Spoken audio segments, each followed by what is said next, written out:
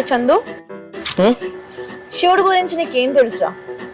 శివుడి గురించి నాకేం తెలుసా?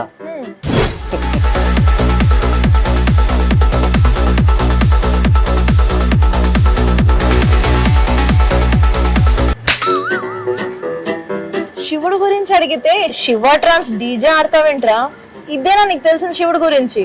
ఎస్, శివ అంటే శివ ట్రాన్స్. అబ్బా, మరి నువ్వు చెప్పు శివుడి గురించి.